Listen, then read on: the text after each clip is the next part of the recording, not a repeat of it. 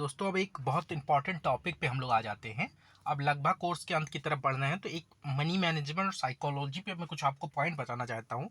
देखिए, स्ट्रेटजी आप कोई भी यूज़ करिए, चाहे कैंडल स्टिक करिए, चाहे चार्ट पैटर्न की करिए, या किसी और तरीके से कहीं और का कोर्स करिए।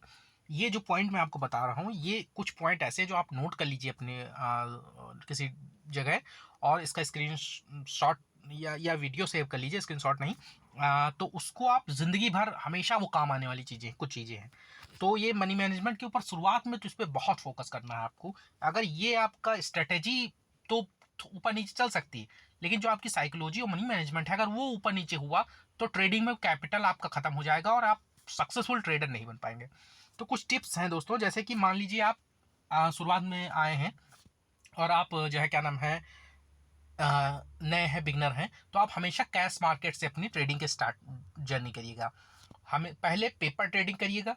पेपर पे जो भी सौदा, जैसे मान लीजिए आप कोई कंपनी का एबीसी का शेयर खरीदना चाहते हैं और आप देख रहे हैं 15 मिनट का चार्ट आपने ट्रेडिंग के लिए लगाया, और आपने उसको ट्रेडिंग के लिए लगाया और उसके बाद आपने देखा कि उस पर हैमर बना हुआ है 15 मिनट पे, तो आप उसको बाइंग करने के लिए अगली कैंडल बुलिश बनी हुई है, उसका हाई कटा, आपने लो का सेल लगाया। ये ट्रेड आप पेपर पे लेके देखिए, कुछ दिन, एक आध महीने प्रैक्टिस करिए, पेपर ट्रेडिंग करिए। उसके बाद कुछ क्वांटिटी, 2 क्वांटिटी, 5 क्वांटिटी, जो भी आप अफोर्ड कर सकें, वो शुरुआत में बस उतने ही क्वांटिटी से करिए जितने में आपको लॉस होने पे कोई तकलीफ ना हो, कोई दिक्कत ना हो, आपका कैपिटल खत्म ना हो। ठीक है, तो ये साइकोलॉजी आप रखिएगा कि शुरुआत में पेपर ट्रेडिंग से, शुरुआत में कैश में हमेशा खरीदने वाला काम करिएगा। और क्या नाम है, ऑप्शन पे शुरुआत में कभी भी एंटर मत कीजिएगा जब तक कि आप पूरी तरीके से कैश में प्रॉफिट नहीं बनाने लगते हैं, तब तक ऑप्शन में एंट्री मत कीजिएगा। बहुत रिस्की ऑप्शन, बहुत वॉलेटाइल होता है, आपको बहुत ज़्यादा नुकसान हो सकता है। अब आते हैं नंबर 2 पे।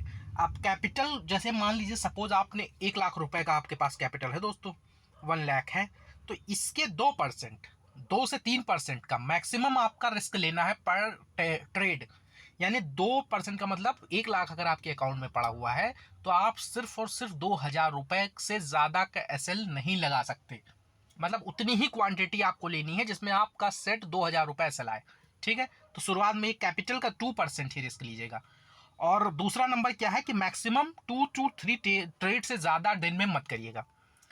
अगर आप सुबह 9 बजे मार्केट खुलता है, 9:15 बजे, और आप 3:30 बजे तक चाहते हैं कि ट्रेडिंग करता रहा हूं मैं दिन भर, तो आप निश्चित है कि अपना नुकसान ही करा बैठेंगे दोस्तों। ये एक साइकोलॉजिकल फैक्ट है कि अगर ट्रेडिंग में कोई पैसा बनाता है तो वो 2 से 3 घंटे मॉर्निंग के, या कुछ लोग दोपहर 1 बजे के बाद जो है आते हैं और वो ट्रेडिंग करते हैं।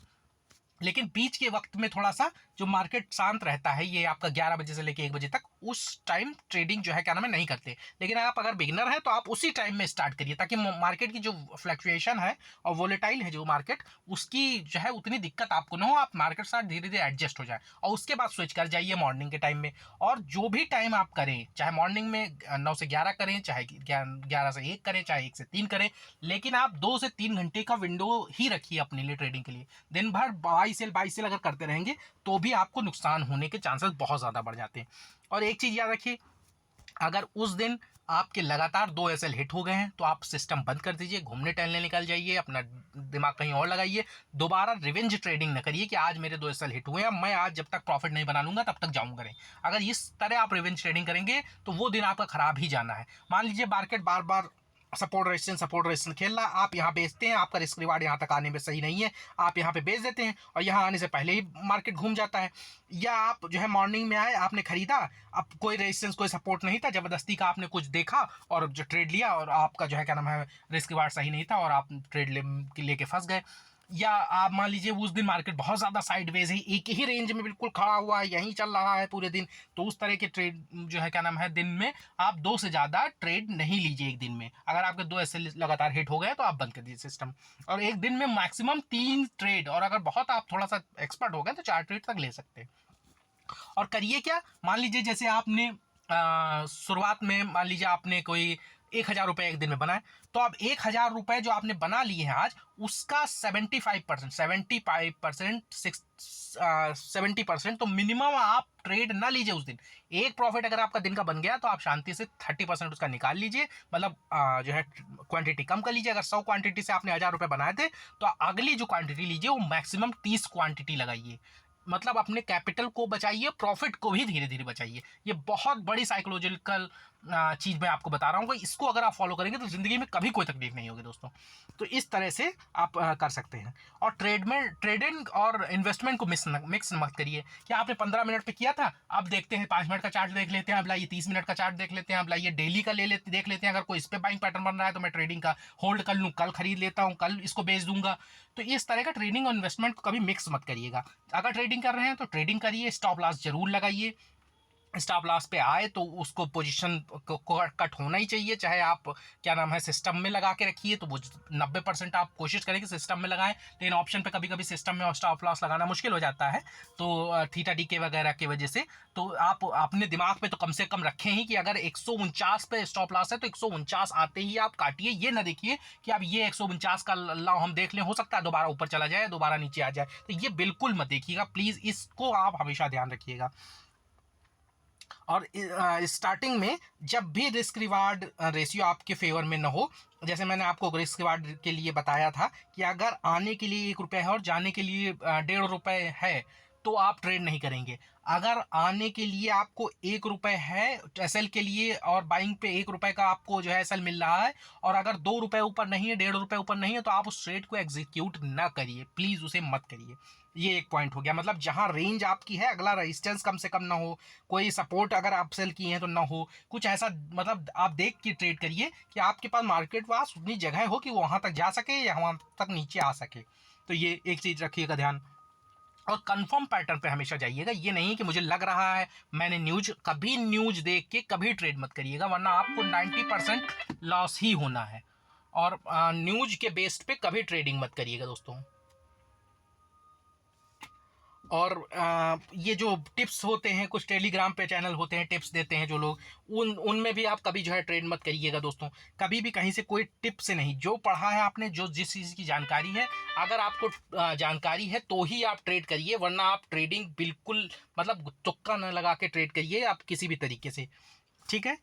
जब तक कंफर्म पैटर्न ना हो तब तक ट्रेड ना करिए। एसएल जरूर लगा के रखिए, मैंने बता दिया। तो ये सब 4 5 6 चीज़ें मैंने आपको बताई हैं, तो ये आप ज़रूर करिए, तो उससे आपकी ट्रेडिंग साइकोलॉजी भी बढ़िया रहेगी और मनी मैनेजमेंट भी सही रहेगा। तो ये सब चीज़ें आप इन्वेस्टिंग के लिए भी ऐसे ही कुछ चीज़ें फॉलो करते रहिए जो मैंने आपको बताई हैं कि। और इन्वेस्टिंग जब करिए तो सारा का सारा पैसा आप एक स्टॉक में मत डालिए, चाहे वो आईपीओ बाइंग की स्ट्रेटेजी में बताओ या आपको जो है और कोई स्ट्रेटेजी बताऊँ, आप हमेशा अपने मनी का ट्रेडिंग में तो आप भी ये ध्यान रखिएगा कि अगर आप ट्रेड कर रहे हैं, 2 3 ट्रेड ले रहे हैं, तो आप क्या करिए कि अगर मान लीजिए इस तरह से भी कर सकते हैं आप कि आपके पास मान लीजिए 1 लाख रुपए है और आप दिन का जो है 2,000 का ट्रेड लेना चाहते हैं, तो आप क्वांटिटी कम कम कर लीजिए। जैसे आपको मान लीजिए 100 शेयर एबी के उठाने थे, आप एबी के से 100 शेयर आप सिर्फ एक ही स्टॉक में न डालिए, थोड़ा सा डाइवर्सिफाई कर दीजिए कि आपने एबी के उठा लिए, कोई सीडी कंपनी है तो उसका मतलब कुछ उठा लिया, कुछ जो है दूसरी कंपनी को उठा लिया, लेकिन ये रिस्क रिवार्ड उसी में रहेगा, आपका 2,000 के लॉस में ही ये रहेगा। मतलब तो आप 4 ट्रेड ले लीजिए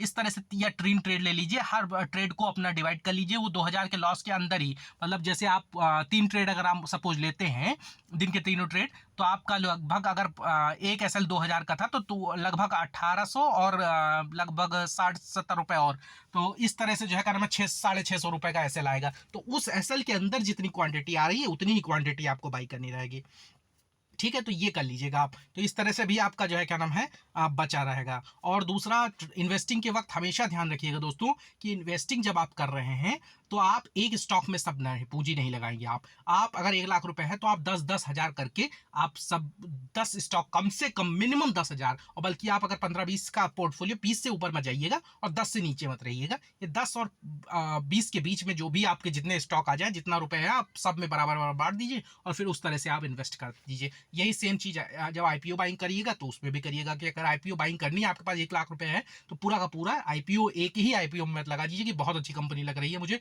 ऐसी ऐसी कंपनी रही हैं जो बहुत अच्छी थी, बहुत ऊपर खुली थी और उसके बाद आके जीरो हो गई और कंपनी ही बंद हो गई। और ऐसी भी कंपनी है जिनका आईपीओ बहुत अच्छा नहीं था लेकिन बाद में उन्होंने बहुत अच्छा परफॉर्म किया। तो इसलिए डाइवर्सिफाई पोर्टफोलियो को जरूर रखिएगा। तो ये कुछ टिप्स हैं, और बाकी अगर किसी तरह की कंफ्यूजन है तो कॉल पे मैं हमेशा उपलब्ध हूँ, तो आप सपोर्ट पे आप आ सकते हैं।